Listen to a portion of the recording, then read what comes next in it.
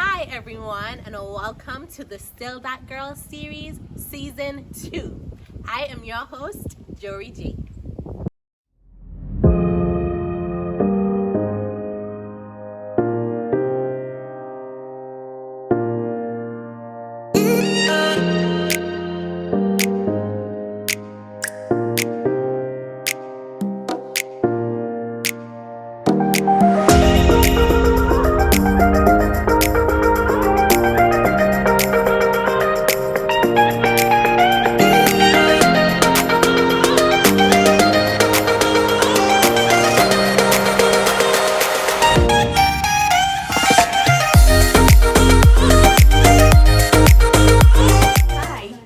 I am Shevon, and I am still that girl.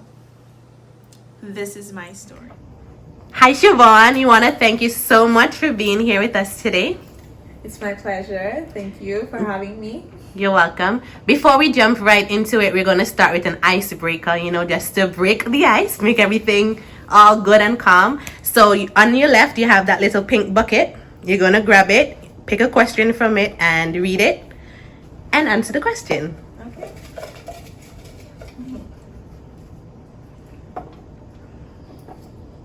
Okay. So my question is, what is your absolute dream job? Okay. My absolute dream job. Well, my absolute dream job will be okay. You're good. Okay, my absolute dream job is in the chemistry field. I've always been interested in working with pharmaceuticals. So in the future, I see myself being a CEO of a pharmaceutical company, being able to both handle the chemistry and the biological sides based on what I'm pursuing right now. Okay. So that is my absolute dream job, to be the CEO of a pharmaceutical company. Great. I'll be looking out for that for sure. Thanks. All right. So now we're going to jump right into the interview, or should I say discussion. And the first question is, just describe what type of household did you grow up in? How was your childhood? Okay. So, in my early stages of my life, I grew up in an extended family household. So it was me, my mom, my aunts, their children, my grandma, and my grandfather. So it was me, my cousins, aunties. Yeah, it was an extended family household. In one house, but we made it work. One little boathouse, but we did make it work. Okay, and how was this experience for you? Well, it was, I really enjoyed it, really having my cousins around. We were close. They were my best friends. My sister, as well, she was older than me. She was a year older than me. We grew up in the same household. And we had everything our grandparents taught us, especially my grandfather. And I learned a lot from them, having them around. I was always a very curious child. So I was always, they're coming home doing their schoolwork. I'm always into what they're doing, learning ABCs with them. And as a result, that kind of made me advance. So it was a really good experience for me, and a really, how should I say, rewarding experience growing up in an extended family household. Okay. And were your parents together? Did you grow up with both parents in this household? No, I did not. I grew up with my mom alone, as she was a single parent at the time. So she actually became a single parent when she learned that she was pregnant with me. So early, she had my sister, sorry. She had my sister just about a year before she had me. She was only 16. She was so young and inexperienced, didn't get to pursue a high school education. And she was working, she was taken out of school at the age of like 13 to start working in a shop to help contribute into the household. So she was a contributor to the household, and then eventually she met my dad and she got pregnant with my sister. So they were together during the time they had my sister. But upon learning that she was pregnant with me, apparently my dad knew first that she became pregnant with me because he told one of my neighbors, which is his cousin. So they advised my mom to go take a pregnancy test, and yes, indeed, she was pregnant. So he actually met her at one of the bus stops close to where we live. She went to a party with some of her friends, and he met her, and he confronted her and told her she's pregnant and she needs to throw the child. She decided, she stood up to him and she told him, I'm pregnant. No, I'm not pregnant. She was still in this belief that she was pregnant. And he told her that she should abort me. And she refused. So they got into a fight. And he decided that, at that point, that if she's not going to do it, he's going to leave the relationship. He's going to end it with her. So did he end up leaving the relationship?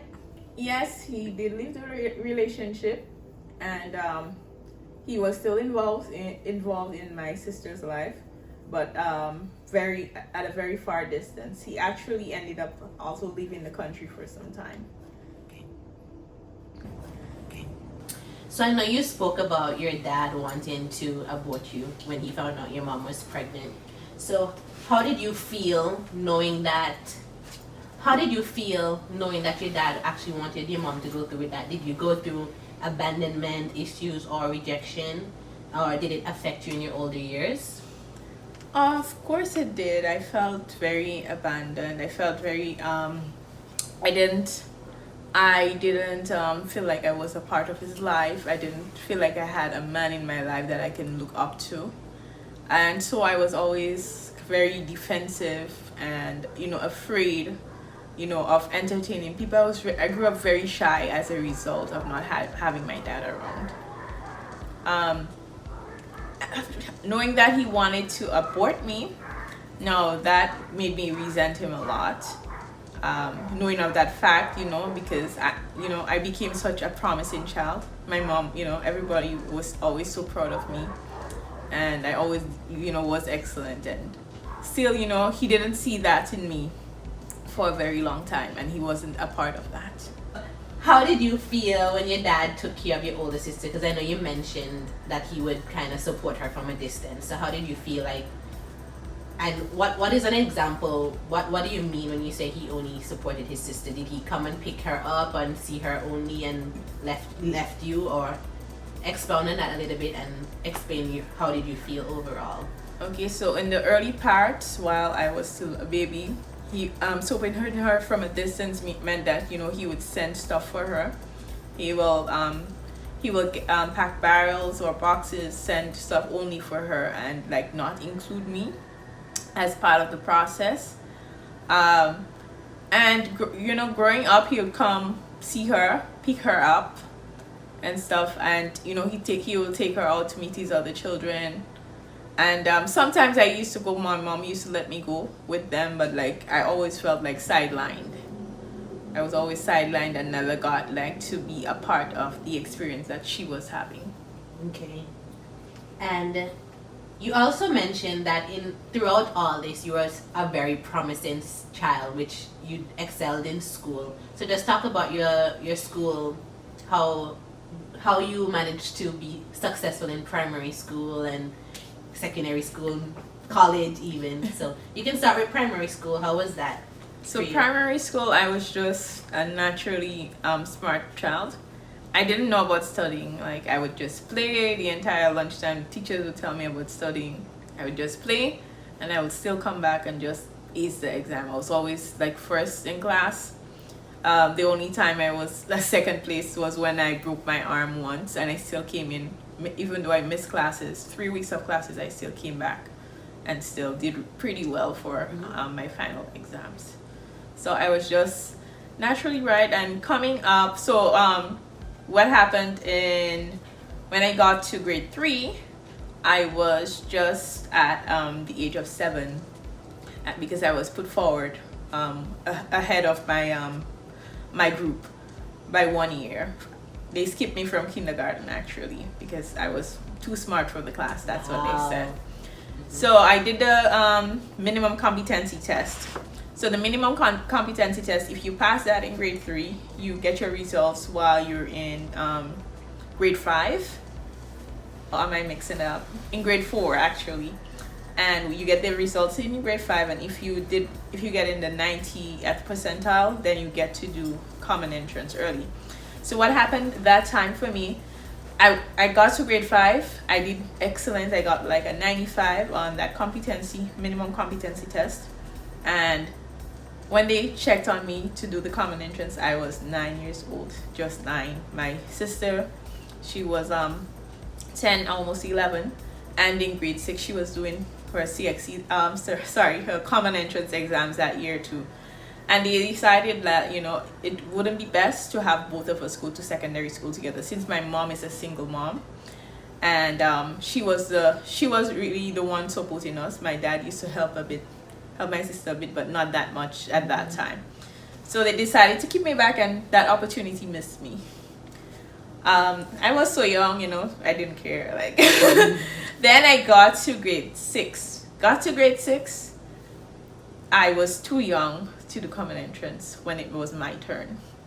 So Still too young. So I would have been 10. I wouldn't have been 10 as yet to do the exam.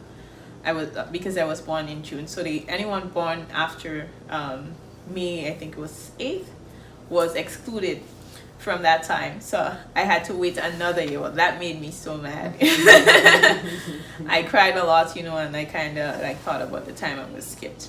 But what really happened, an opportunity opened that year that they started giving a scholarship that primary school started giving a scholarship for students going to secondary school who would do pretty well on their common entrance exams. So when I did the common entrance exams, I came 34th in the island, as I clearly remember, and I was the first in the parish of St. Patrick's and first in the school, in my school. So I was awarded that scholarship to cover my books, my travel expenses for school, and my uniform. So each semester, each term, it was distributed to me. So I would get that, and from there I became basically independent. So it was a big relief for my mom. She didn't have to use her money to support me through secondary school. I was really self-supported. Can definitely see that you had a successful primary school, and for those who are viewing from America, primary school is elementary school to an extent. So tell us about your secondary school experience. Okay, so in my secondary school experience, that's when I started living in what I would describe as a broken home. My mom had just got a divorce from her husband just about my second year into secondary school, and we started living with our grandparents for a bit. But my mom, she wanted to build on a property right beside my grandparents. So I was always saving money. I saved money for my scholarship money. I've been saving money since primary school, actually, always saving any little money I get. I wouldn't, if they give me $1 for the day, I'll save 75 cents, and I'm always, putting stuff in the bank. Even though it's $5 a week, I'll put it into the bank. So I was always on that type of saving person. So into my second year now, my mom decided, she wanted to borrow some of my money to help build the house. I was kind of reluctant, because when parents come to borrow money, you all know.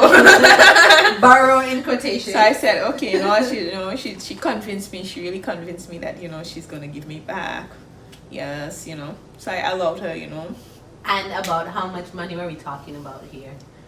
$3,500. Wow. Yeah. So she borrowed that amount to build a house. It was just a wooden house, so it didn't cost much. Yeah. So. But that was still a huge amount. It was a huge amount. You being a student. It was a huge amount in a contribution to the house as well. Yes. So yes. So growing up, and so suddenly after she built the house, we moved in. Then well, she met someone, and things went a bit south for us from there. So she basically decided, you know, she was going to follow this man, and she left us. She went to an island nearby. We have a sister island called Carriacou, sister island of Grenada. So she went there, and she left us alone. So it was me, my sister, and my brother. So at that time I was in Form 3. Yeah, about Form 3 going into Form 4 sometime about, yeah. My sister had just started college. So what she did, my sister stayed a little while with us, and then she was always more of the dependent type. So she moved down closer to my aunt. You know, my aunt stays in town, because if you know how we have only one college in Grenada, and it's just in the town area. We were from the country. So she went to move closer, and then it was just me and my brother left. So I used to have to fend from me and my brother. My mom, she did used to send money or let us credit groceries from people's shop, and you know, she would send the money to pay back. So it was me and my brother. My little brother was so troublesome. He would run away, and you know, it was getting a bit too much for me. So one day when she finally called, you know, I let her know what's going on, and she took him, and it was only me left in the house. So I've kind of, you know, started getting accustomed to being alone. But my grandparents were right next door. So although I was a bit scared, I had to be tough. I had to be brave. And so, you know, when I went to bed at night, I made sure the house was locked. The windows, all the curtains. I didn't even want the wind to blow the curtains. Like, that's how scared I was. And I would sleep right in the hallway every night. So I was in secondary school, and the only thing I did, because I was really lonely at that time, so I drowned myself in my books. That was the only way I could really survive the situation and get through it. So after school, I would go to the library, get a couple friends with me who was interested sometimes. But I started off on my own, and I'll go to the library and I'll study until about 5 o'clock on evenings, and then head home, because I just wanted to go home to sleep, bathe, and wake up. I didn't want to exist there. I didn't want to exist there. And then, you know, some of the money, because of what she borrowed, it was a bit depleted. So I had to ask, like, certain times, school teachers for a ride. And at that time, I found myself working in the tuck shop to buy my lunch, so I can earn my lunch, basically. So it was really hard for me at that time, but I tried not to break. I just buried myself, and you know what, I'm going to keep at it. This is my only way out. So at what age were you when your mom left you and your sister? I was about 14 going on 15 at the time. And your sister was? And my sister, she was 16. Okay. And your little brother was how old? He was about 8, actually. Yeah, 8 years old. Okay, so did you feel any kind of resentment towards your mom, or were you more understanding of the reason why she left? It was a bit of a mix. Like, sometimes I would try and understand that, yes, she's trying to go out there and trying to, as a single mom, she's just trying by any means, you know, to help support us. And that was her way. She could have, you know, get money and get to provide for us at the time, because, you know, when she was younger, she did work bartending jobs and housekeeping jobs. But, you know, after a time, I think it was after Ivan, actually, so it was directly after Ivan, and she lost all these jobs and stuff, and that was her way now of trying to support us. But I did, you know, I was a bit angry certain times, because I'm like, why I have to be trying to raise my brother on my own. It was a lot on you. It was a lot. So how did you manage going to school, studying, and still taking care of him, and maybe even helping him with homework and school? I couldn't do it. His head was very hard. So when I realized, you know, I couldn't put up with it, you know, she had to take him. Like, okay. She had to take him. So did you have a motherly figure, like someone you could go to for advice or somebody you could depend on, you know, as a woman, as a young girl growing up? Did you have anybody to look up to or as a role model?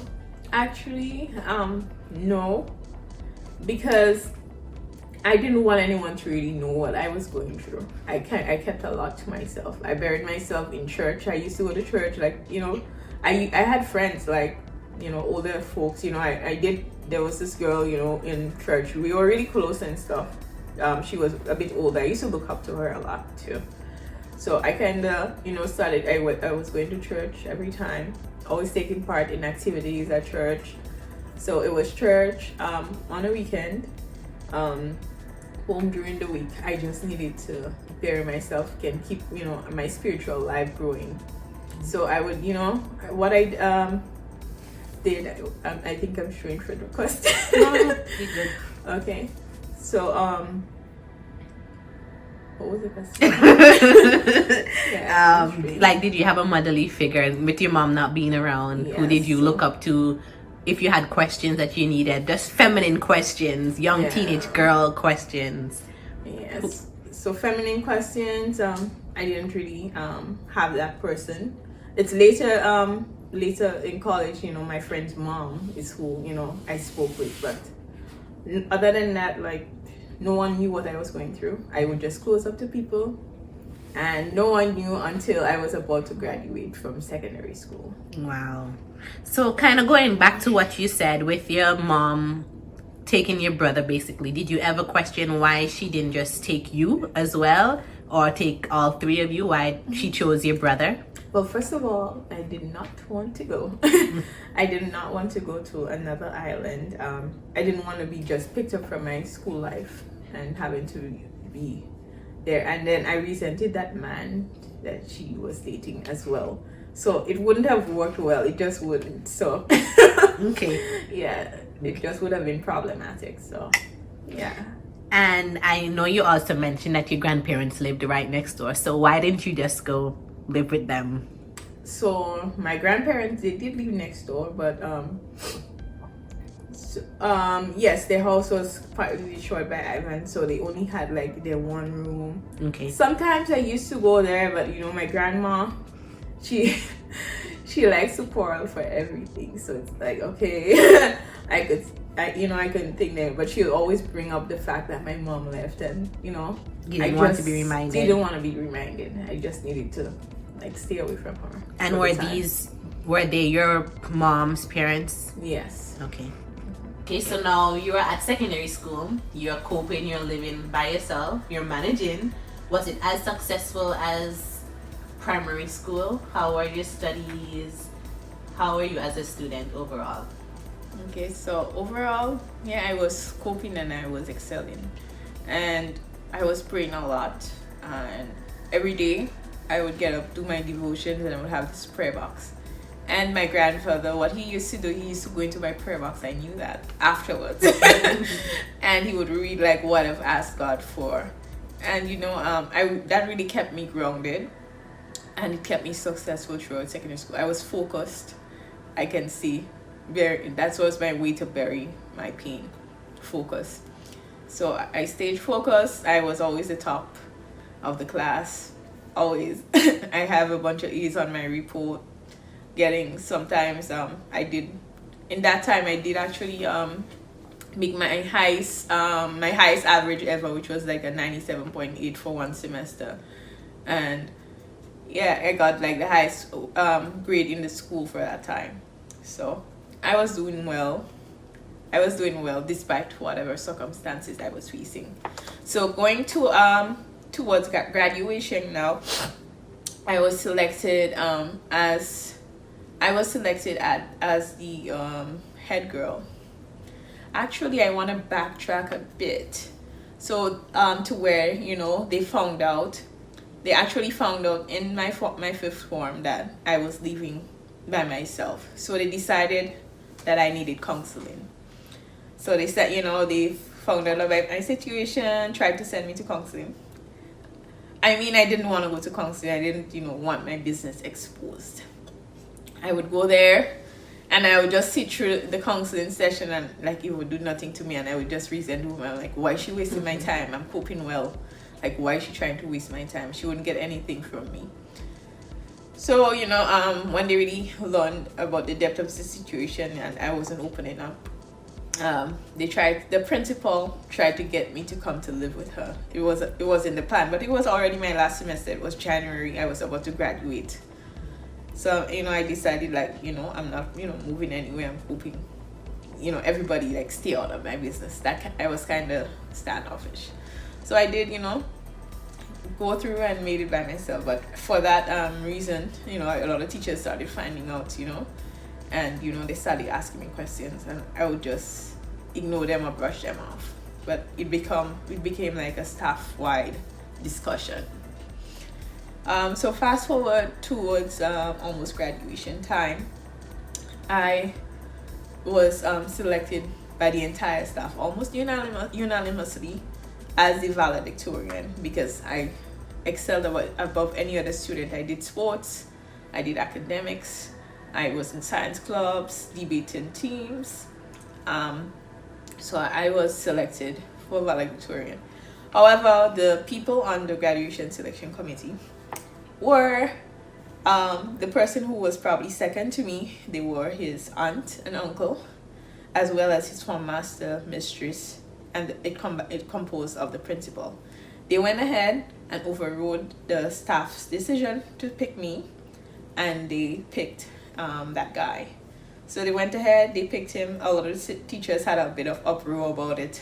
They even came and told me that, look, we selected you and this is what they did, but don't worry, we know that you're gonna still come out at the top.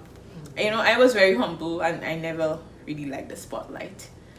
And I guess all this has to do with, you know, how I grew up. I just never liked this, and I don't want the attention, I don't want the spotlight. So, you know, it's cool with me, whatever they choose.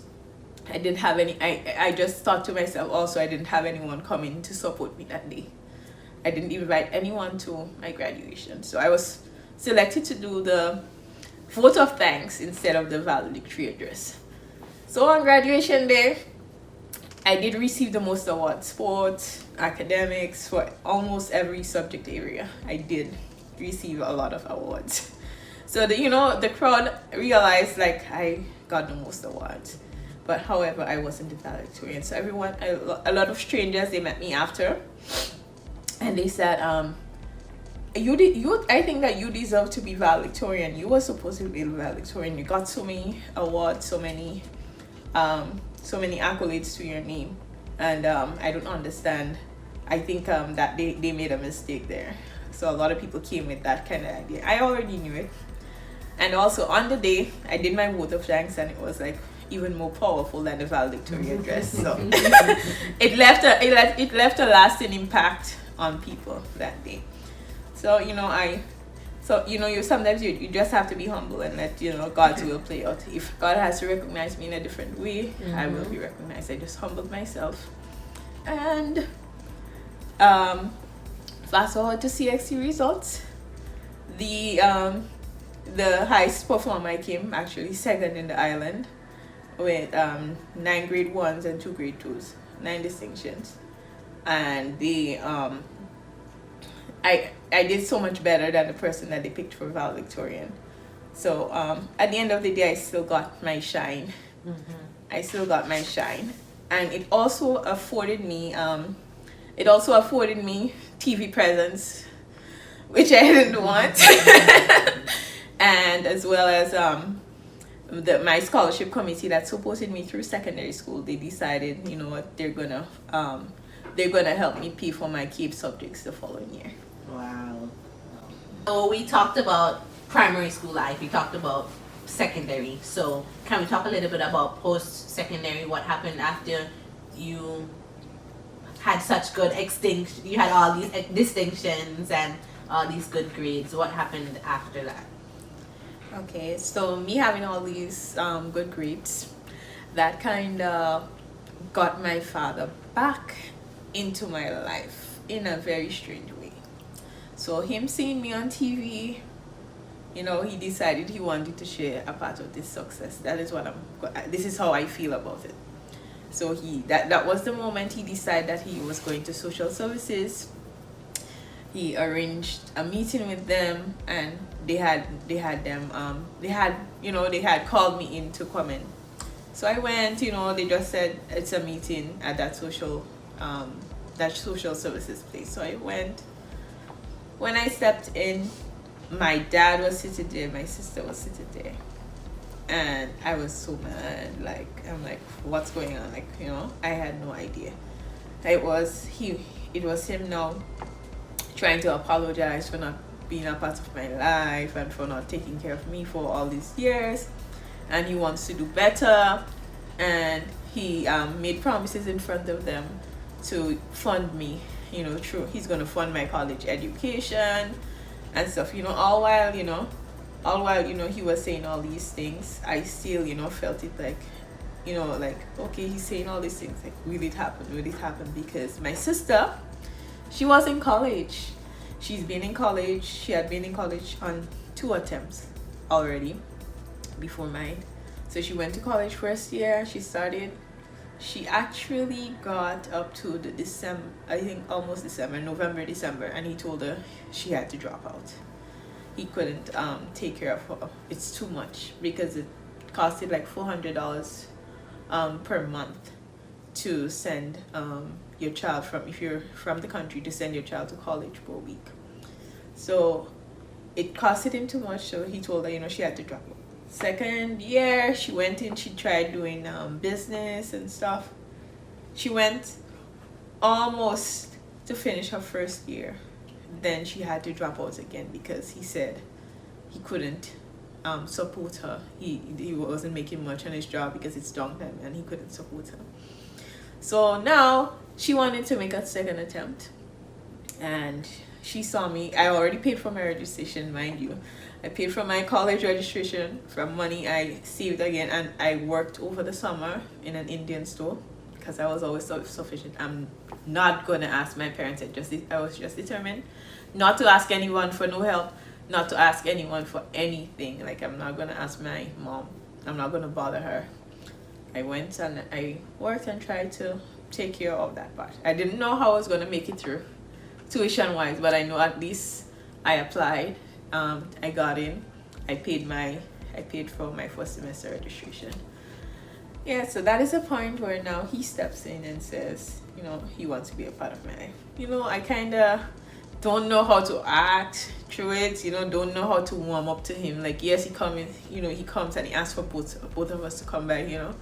But I will not talk much. We couldn't have a discussion. I couldn't open up to him and just run back into his arms basically. Mm-hmm. So fast forward into college, 1 month into college, after the first month, at the end of the month, he will tell me at the end of September, after giving me that $400 earlier in the month, that he doesn't have any more money to support the both of us through college. Either one will have to go and the other one will have to drop out. I just laughed.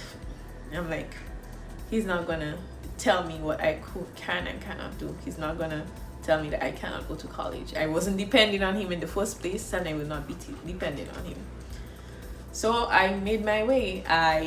I decided, okay, there's people who bomb ride, they hike rides to go down to college from the country. There's teachers going down. I made teacher friends and stuff going down, and there was also the canteen. Well, the college version of a tuck shop.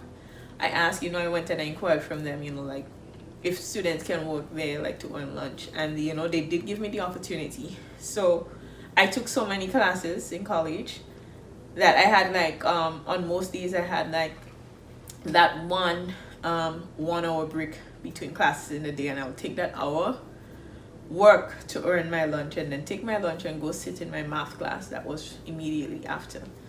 So at least I knew that I had something to eat. In terms of going up on evenings, some of my friends would join me, even strangers that I don't know, but they're in college, and we kind of made friends through that. We would hike rides to walk to the country Sometimes, sometimes we took us the entire evening. We were not always lucky to club. Sometimes I'll get up home around 8 o'clock for the earliest. 8 o'clock, 9 o'clock, 10 o'clock at night. I'm just reaching home.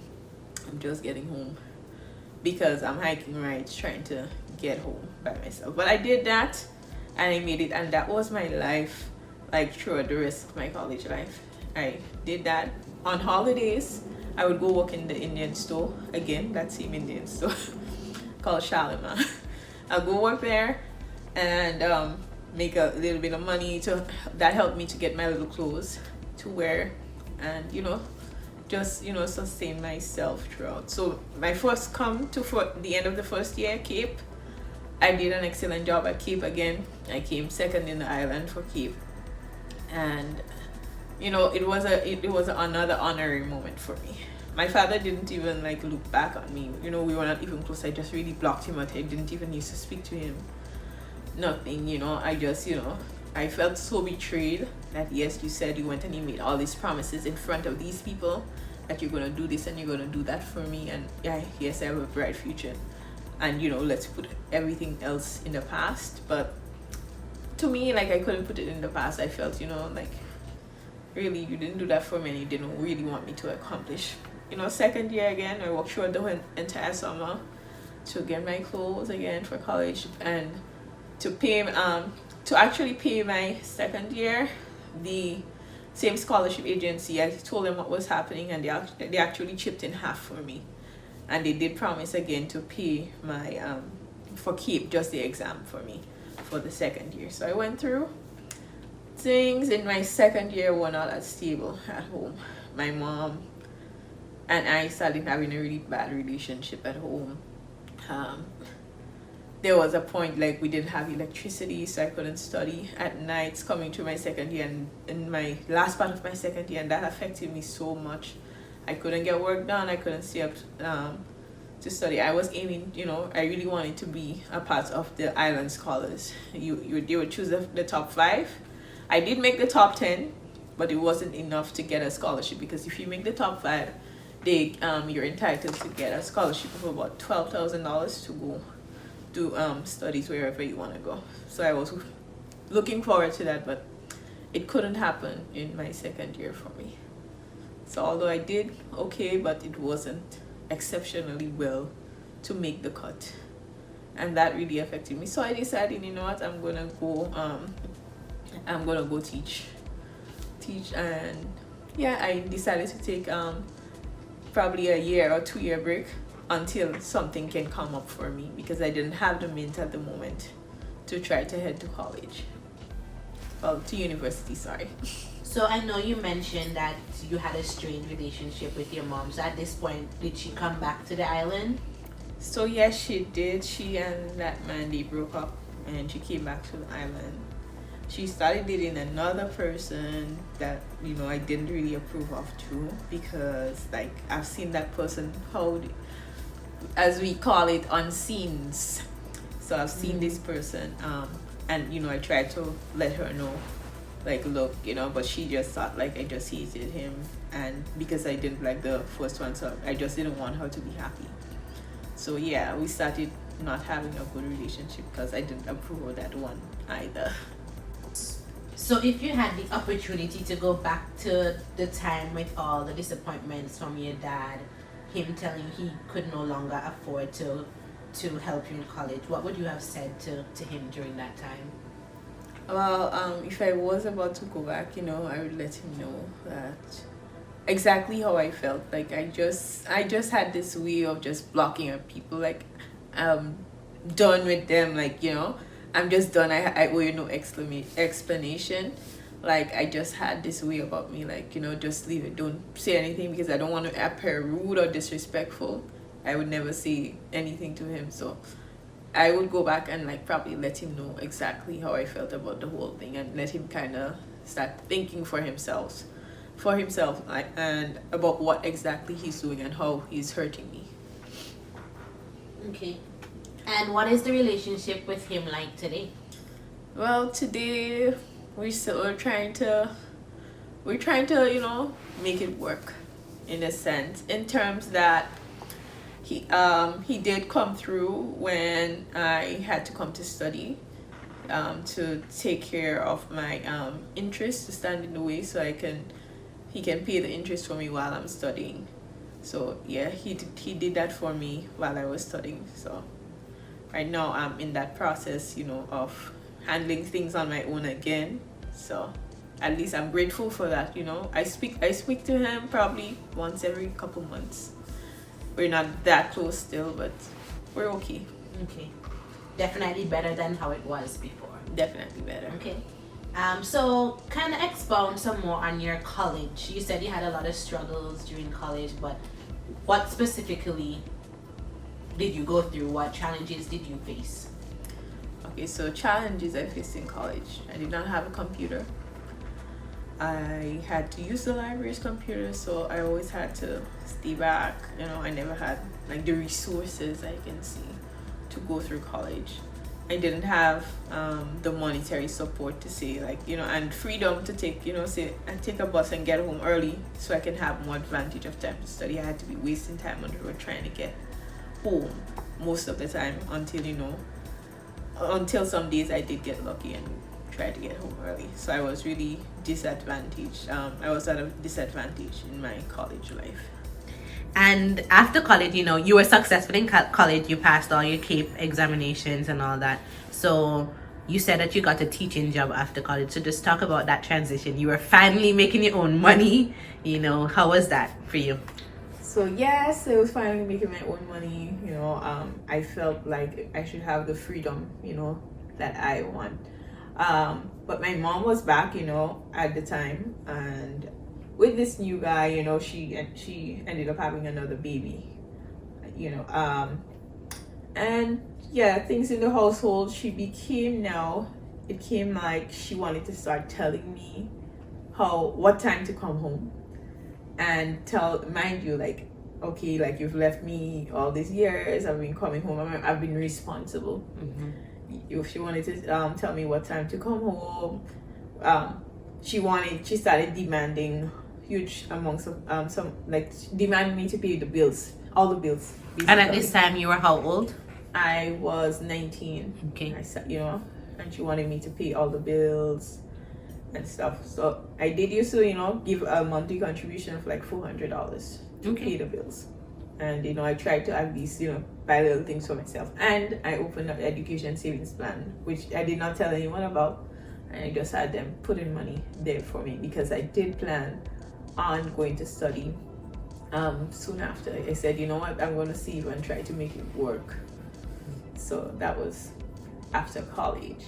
So so I started working in a church school, basically. It's a school, a Seventh-day Adventist school. So I did meet this guy from church. So we had this this beach outing and stuff, and he afterwards he contacted me on Facebook because he sat behind me. He sat on the beach and he looked at me for all this time. Then he decided he'll contact me on Facebook. So we did started talking, strike up a relationship. Afterwards, after work I'll go down to Granville. That's the town that's closest in my parish. Go down, hang out with him for a bit in public, and then go back home. So people, I guess she saw me coming from the other direction because I have to take a bus, pass home, go down, and then come back. So she started feeling that I shouldn't be doing these things, I shouldn't be going anywhere and I shouldn't be hanging with anyone. So fast forward to my second year of teaching. It was December. Me and the guy, we were still going, and it was a good relationship. It was it was a okay enough relationship. But that's when you don't really get to see somebody else, because when we get to meet, it was mainly in church. Okay. Then he stopped going to church for a while. I really don't recall the reason. So one evening I came up from my old year's church service. He wasn't there. So when walking up, he lives kind of on the way. I stopped to speak to him. I kind of ran ahead of my sister so I can get to speak to him because we don't get to meet, basically. My mom doesn't approve of him, like, and we didn't get to meet. So, you know, I walked up really quick, talked to him. My sister decided she was walking up. She walked up, she passed me, and then she ran ahead to tell my mom that, look, I ran ahead to speak with him. So I reach home. I get home, walk up the step. I just received a kick on my chest. Wow. Rolled down the step, and then my clothes was coming. Wow. My clothes were coming to meet me. Bags of clothes. She was like, there cannot be two big women in this house if you want to walk up and talk to man in the night and blah blah blah. And you were 20 at this point? I was 20 at this point. She asked me to leave her house in the middle of the night. Like, people, my neighbors were there, they were watching. I was so embarrassed. Mm-hmm. So I picked up my clothes and stuff, you know, in the middle of the night. I, you know, let him know what went on and I went by him. Because you had no other choice. I didn't have any other choice. Like, Mm-hmm. yeah, I didn't have any other choice. So I went there, and that was my little shelter for the time. Did you enjoy that episode? I bet you did. It was a good one. Stay tuned to find out what happens next. Trust me, you don't want to miss it. Remember, until next time, you are always still that girl. Do you have an inspirational story to share? Would you like to be featured on our next episode? If so, please contact us using the information displayed on the screen. If you'd prefer to tell your personal story anonymously, please complete the form by clicking the link provided in our bio.